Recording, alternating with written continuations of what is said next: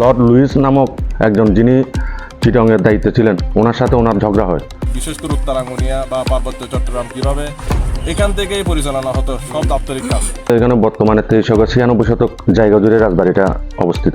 সংস্কারের অভাবে বাড়িটা একদম জরাজীর্ণ হয়ে গেছে, অনেক পুরনো বাড়ি। তো এখানে দেখার অনেক কিছু আছে আসলে। রাজারহাট জামে মসজিদের জন্য 3.5 ঘন্টা এবং ওনাদের কবরস্থান ব্যবহার করার জন্য আমরা 15 ঘন্টা জায়গা দেওয়া হয়েছে।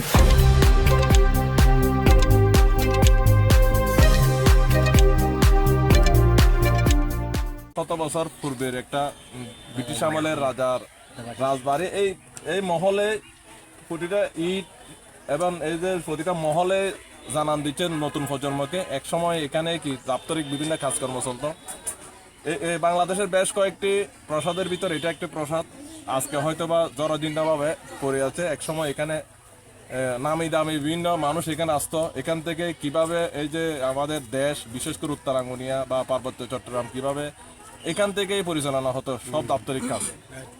এটা ও রাজার দেবাশিস রায়ের নামকরণে এখানে ওই রাজার হাট এবং ওনার ওয়াইফের নামকরণে রানীর হাট এবং বর্তমানে ওদের বংশধররা রাঙ্গামাটির রাজবাড়িতে আছে এবং ওদের এখনো ওদের বংশ পরম্পরা এখনো ওদের একটা রাজার এরা সন্তান নাতি হিসেবে পরিচয় দিয়ে এখনো তাদের বংশধররা আছে। আমার নাম রুমেল দেওয়ান। আমি বর্তমানে এই রাজবাড়ির কেয়ারটেকার হিসেবে দায়িত্বরত আছি। আমরা বংশ পরম্পরা এখানে আমরা হলাম বর্তমান রাজা যিনি রাজা দেবাশিস আছেন, ওনাদের একই রক্ত, আমরা একই বংশ। এই রাজবাড়িটা আপনার স্থাপনাটা তৈরি হয়েছে 1737 সালে শের মুস্তফা রাজার দ্বারা। এই বংশ পরম্পরা বর্তমানে রাজা ব্যারিস্টার রায় 52তম রাজা হিসেবে আছেন।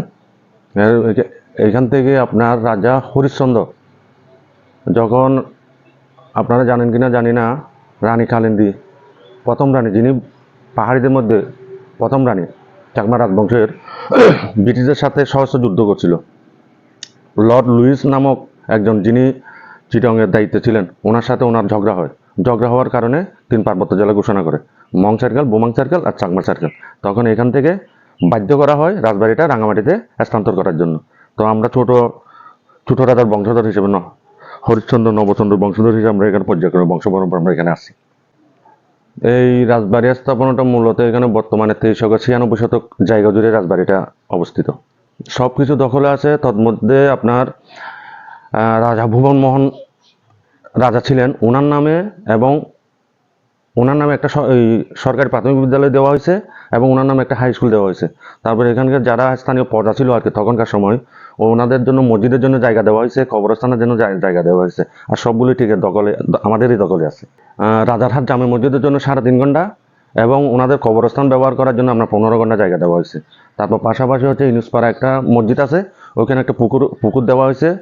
কারণ যেহেতু আপনার ইনুসপাড়া জামে মসজিদের কোনো ইনকাম সোর্স নাই, ওই পুকুরটাতে মাছ চাষ করে মসজিদ পরিচালনা করে, পাশাপাশি পুকুরের চারপাশে একটা কবর দেয়।